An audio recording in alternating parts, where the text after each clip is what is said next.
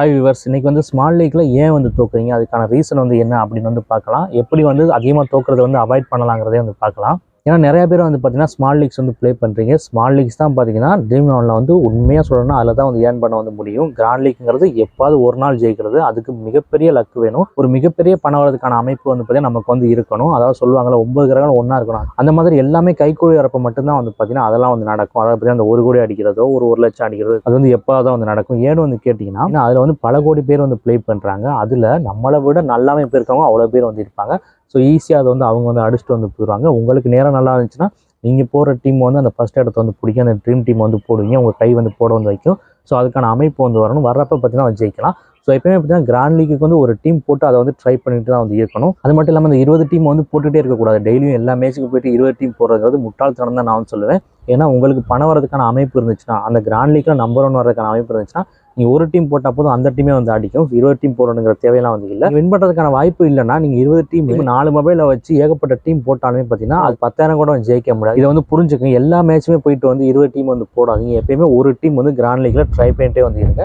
என்னைக்கு உங்களுக்கு நல்ல நேரம் வருதோ அன்னைக்கு பார்த்தீங்கன்னா அது வந்து அடிக்கும். ஆனால் ட்ரீம் லெவலில் நம்ம வந்து சர்வே வந்து பண்ணணும். அதாவது நம்ம அதிலிருந்து கொஞ்சம் ஏர்ன் பண்ணிகிட்டே வந்து இருக்கணும். அதுக்கு ஸ்மால் லீக்ஸ் தான் பார்த்தீங்கன்னா ஒரு சிறந்த வழி. ஏன்னா ஸ்மால் லீக்ஸில் வந்து காம்படிஷன் கம்மி. 3 பேரோடையோ 4 பேரோடையோ 5 பேரோடையோ 10 பேரோட தான் பார்த்தீங்கன்னா நம்ம வந்து விளையாட வந்து போகிறோம். ஸோ அதில் பார்த்தீங்கன்னா நம்ம வின் பண்ணுறதுக்கான வாய்ப்புகள் வந்து ரொம்பவே பார்த்தீங்கன்னா அதிகமாக வந்துருக்கு. அதுலேயும் பார்த்தீங்கன்னா விளையாட தெரியாமல் விளையாண்டு பார்த்தீங்கன்னா நிறைய பேர் வந்து லாஸ் பண்ணுறீங்க. அதை பற்றி தான் அந்த வீடியோ வந்து பார்க்க வந்து போகிறோம். இப்போ எனக்கு வந்து பார்த்தீங்கன்னா நிறைய பேர் வந்து மெசேஜ் பண்ணியிருந்தாங்க, நீங்கள் வந்து சொல்கிறீங்க ஆனால் எல்லா நாளுமே நான் தோத்துட்டு தான் வந்திருக்கேன், ஸ்மால் லீக் ப்ளே பண்ணுற எல்லா மேட்சுமே வந்து தோத்துட்டு தான் வந்திருக்கேன் அப்படின்னு சொல்கிறாங்க. தோக்குறதுக்கான ரீசன் வந்து என்னென்னு வந்து பார்த்தோம்னா எல்லா நாளும் பார்த்தீங்கன்னா ஒருத்தர் வந்து தோக்குறதுக்கான வாய்ப்பே வந்து இல்லை. வெற்றி தோல்விங்கிறது இதிலெல்லாம் பார்த்தீங்கன்னா கலந்து தான் வந்து இருக்கும். தொடர்ந்து யாருக்கு வெற்றி கிடைச்சிடாது. அதே மாதிரி லாஸும் பார்த்தீங்கன்னா தொடர்ந்து யாருக்குமே வந்து வராது.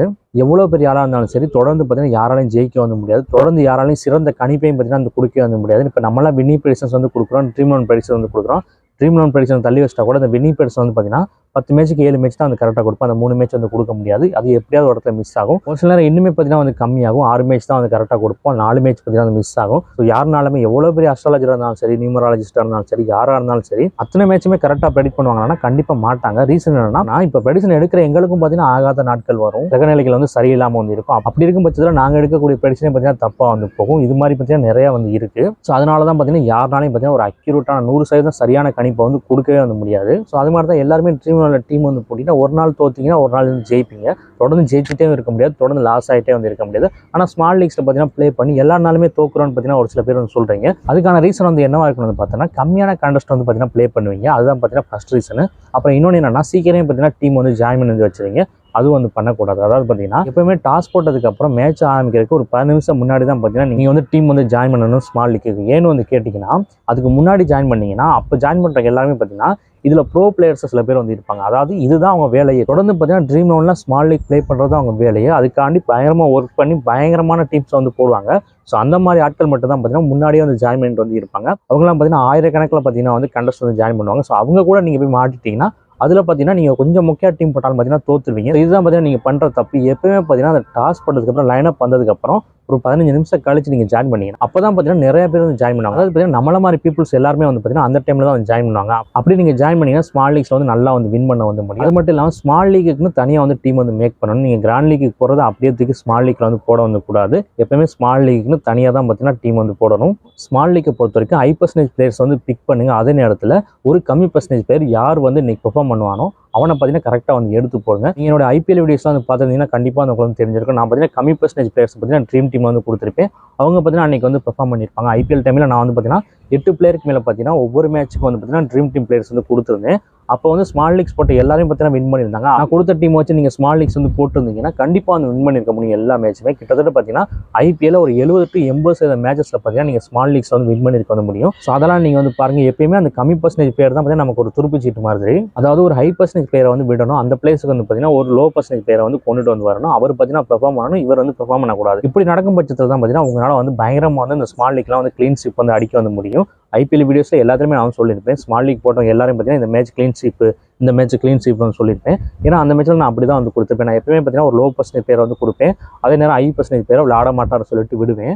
அப்படி கொடுக்குற பார்த்தீங்கன்னா அது வந்து நடக்கும். நிறைய மேட்ச்க்கு வந்து நடந்துச்சு ஐபிஎல்லாம். ஆனால் ஐபிஎல் பொறுத்த வரைக்கும் நமக்கு வந்து டேட்டாஸ்லாம் ஓரளவுக்கு பார்த்தீங்கன்னா கரெக்டாக வந்துருக்குங்கிறப்ப நம்மளால நல்லா வந்து ப்ரெடிக்ட் வந்து பண்ண வந்து முடியும். இந்த டிஎன்பிலாம் வந்து பார்த்துருப்பீங்க, அந்த அளவுக்கு வந்து சரியாக வந்து வரல. அதனால தான் பார்த்தீங்கன்னா பண்ணல பாதி மேட்ச்சுக்கு. ஸோ எப்பயுமே பார்த்தீங்கன்னா இந்த மாதிரி தான் வந்து ஸ்மால் லீக் வந்து டீம் வந்து மேக் பண்ணணும். அதாவது 5% பேரை நீங்களும் எடுத்துகிட்டு போயிடக்கூடாது. அப்படியே பார்த்தீங்கன்னா ஒரு டீமை தூக்கிட்டு வந்து போயிட வந்து கூடாது. லோ பர்சன்டேஜ் பிளேயர்ஸ் வந்து உள்ளே வந்து கொண்டுட்டு வரணும். அவங்க வந்து பெர்ஃபார்ம் பண்ணணும். அப்போ தான் பார்த்தீங்கன்னா ஸ்மால் லீக்ஸ் வந்து ஜெயிக்க வந்து முடியும். அது மட்டும் இல்லாமல் நீங்கள் முன்னாடியே வந்து டீம் வந்து ஜாயின் பண்ணி வச்சிருக்கீங்க கண்டஸ்ட்டில், அது வந்து பண்ணவே வந்து கூடாது. அப்படி நீங்கள் பண்ணீங்கன்னா உங்களுக்கு கூட வர ஆப்பனண்ட் எல்லாருமே பார்த்தீங்கன்னா பெரிய பிளேயர்ஸ் வந்து இருப்பாங்க. அவங்க இப்படி தான் பயங்கரமான டீம்ஸ் வந்து போட்டிருப்பாங்க. ஸோ அவங்கள்ட்ட வந்து நீங்கள் ஜெயிக்கிறது கஷ்டம். அப்படி நீங்கள் ஜெயிக்கணும்னா நீங்கள் வந்து ஒரு தரமான டீமை போட்டு மட்டும் தான் ஜெயிக்க வந்து முடியும். நீங்கள் ஒரு நார்மல் டீம் வந்து போட்டுட்டீங்கன்னா அதில் ஃபர்ஸ்ட் இடம் வந்து வரவே வந்து முடியாது. அதே வந்து டாஸ் போட்டதுக்கப்புறம் அந்த 15 நிமிஷம் கழிச்சு வந்து ஜாயின் பண்ணியிருந்தீங்கன்னா உங்களால் ஒரு நார்மல் டீமை போட்டு கூட நம்பர் 1 வந்து வர முடியும். ஸோ இதை வந்து புரிஞ்சுக்கோங்க. இந்த 2 மெத்தடில் வந்து ஃபாலோ பண்ணி பாருங்க, கண்டிப்பாக வந்து உங்களுக்கு வந்து டிஃப்ரென்ஸ் வந்து தெரியும். அப்புறம் இந்த ஸ்மால் லீக்ஸில் வந்து கண்டஸ்ட் வந்து 1 or 2 வந்து ஜாயின் பண்ணவே வந்து கூடாது. அதிகப்படியான கண்டஸ்ட் தான் பார்த்தீங்கன்னா ஜாயின் வந்து பண்ணணும். அதாவது 6 கண்டஸ்ட் குறையாமல் நீங்கள் ஜாயின் பண்ணிங்கன்னா மட்டும்தான் உங்கள் டீம் ஓகே இருந்தால் கூட ஒரு 2 கண்டஸ்ட்டில் வந்து ஜெயிப்பீங்க. ஏன்னா உங்களுக்கு வரக்கூடிய ஆப்பனன்ட்ங்கிறவங்க உங்களை விட முக்கியமான டீம் வந்து போட்டிருப்பாங்க. அப்படி வரும் பட்சத்தில் ஒரு 2வது வந்து வின் பண்ணும். கொஞ்சம் நீங்கள் கரெக்டாக போட்டிங்கன்னா வந்து போதும். கிட்டத்தட்ட பார்த்தீங்கன்னா ஒரு 60 to 70% பார்த்தீங்கன்னா கண்டஸ்ட் வந்து வின் பண்ணிடும். அதே ஒரு நல்ல டீமை பெர்ஃபெக்ட் டீம் வந்து மேக் பண்ணி வந்து போட்டிங்கன்னா அப்படியே பார்த்தீங்கன்னா அம்புட்டுமே பார்த்தீங்கன்னா க்ளீன் ஸ்வீப் வந்து அடிக்கும். அப்படி நடக்கிறப்ப பார்த்தீங்கன்னா உங்களுடைய லாபங்கிறது வந்து அதிகமாகிட்டே வந்து போகும். இப்போ எல்லா நாளும் நான் ஜெயிக்க முடியாதுன்னு வந்து சொல்லிட்டேன். ஸோ அப்படி ஒரு நாள் 2 நாள் ஜெயிக்கலனா கூட அதில் போகக்கூடிய லாஸ் அமௌண்ட்டுங்கிறது வந்து பார்த்தீங்கன்னா உங்கள் லாபப்படுத்துறது தான் பார்த்தீங்கன்னா வந்து போயிருக்கும். எப்பயுமே பார்த்தீங்கன்னா உங்கள் இன்வெஸ்ட்மெண்ட்லேருந்து வந்து போயிருக்காது. ஏன்னா நீங்கள் ஒரு நாள் வந்து ஒரு மேட்ச்சில் க்ளீன் ஸ்வீப் வந்து அடிக்கிறீங்கன்னா அந்த லாப பணத்தை வச்சு மட்டுமே பார்த்தீங்கன்னா 3 டைம் பார்த்தீங்கன்னா நீங்கள் வந்து கண்டஸ்ட் வந்து ஜாயின் பண்ண வந்து முடியும். ஸோ அப்படிங்கிறப்ப அந்த 3 டைமே பார்த்தீங்கன்னா நீங்கள் வந்து லாஸ் ஆக போகிறது வந்து இல்லை. ஒரு டைம் லாஸ் ஆகலாம், மித்த 2ல் வந்து பார்த்தீங்கன்னா பாதிக்கு பாதி வந்து ஜெயிக்க போகிறீங்க. ஸோ எப்படி இருந்தாலும் பார்த்தீங்கன்னா உங்களுக்கு வந்து லாப பணங்கிறது வந்துக்கிட்டே வந்து இருக்கும். கண்டஸ்ட் வந்து அதிகமாக ஜாயின் பண்ணுறப்போ அது 1-2 கண்டஸ்ட் தான் நீங்கள் வந்து ஜாயின் பண்ணுறீங்கன்னா கண்டிப்பாக வந்து லாபம் வந்து எடுக்கவே வந்து முடியாது. ஸோ லாஸே ஆகாமல் ஸ்மால் லீக்ஸில் வந்து வின் பண்ணிகிட்டே வந்து இருக்கணும்னா இந்த 3 மெத்தடை வந்து ஃபாலோ வந்து பண்ணுங்கள். அதாவது வந்து பார்த்தீங்கன்னா ஃபஸ்ட்டு டீமை வந்து பக்கா வந்து மேக் பண்ணணும். ஸ்மால் லீக்ஸ்க்கு எப்படி டீம் மேக் பண்ணணுமோ அது மாதிரி டீம் வந்து மேக் பண்ணணும். அந்த லோ பர்சன்டேஜ் ஹை பர்சன்டேஜ் பேரை வந்து பார்த்து விடணும், எடுக்கணும். அதுக்கப்புறம் பார்த்தீங்கன்னா டாஸ் போட்டதுக்கப்புறம் ஒரு 15 நிமிஷத்துக்கு அப்புறம் பார்த்தீங்கன்னா கண்டஸ்ட் வந்து ஜாயின் பண்ணணும். இது 2வது. 3வது வந்து பார்த்தீங்கன்னா அதிகப்படியான கண்டஸ்ட் வந்து ஜாயின் பண்ணணும். இப்படி பண்ணுறப்ப வந்து பார்த்தீங்கன்னா உங்களுடைய லாஸுங்கிறது பார்த்தீங்கன்னா ரொம்ப பார்த்தீங்கன்னா குறைஞ்சிடும், சுத்தமாக இல்லாமல் கூட வந்து போகும். லாப பணங்கிறது பார்த்தீங்கன்னா அதிகரிச்சிட்டே வந்து இருக்கும். இதை வந்து நீங்கள் ட்ரை பண்ணி வந்து பாருங்கள். நிறைய பேர் இதை வந்து ஃபாலோ பண்ணலாம், சில பேர் வந்து ஃபாலோ பண்ணாமல் வந்து இருக்கலாம். ஏன்னா எனக்கு மெசேஜ் பண்ணவங்க எல்லாருமே வந்து பார்த்தீங்கன்னா நான் தொடர்ந்து பார்த்தீங்கன்னா ஸ்மால் லீக்ஸில் வந்து லாஸ் ஆகிட்டே வந்து இருக்கணும்னு சொன்னாங்க. ஸோ அதுக்காண்டி தான் பார்த்தீங்கன்னா இந்த வீடியோ வந்து மேக் பண்ணி வந்து போட்டேன். இன்னும் வேறு எதை பற்றி வந்து பேசணும், எதை பற்றி வீடியோ போடணுங்கிறத கமெண்ட்டில் வந்து சொல்லுங்கள். புதுசாக வீடியோ வந்து பார்க்குறாங்க மறந்துடா நம்ம சேனலில் வந்து சப்ஸ்கிரைப் பண்ணி வந்து வச்சுக்கோங்க.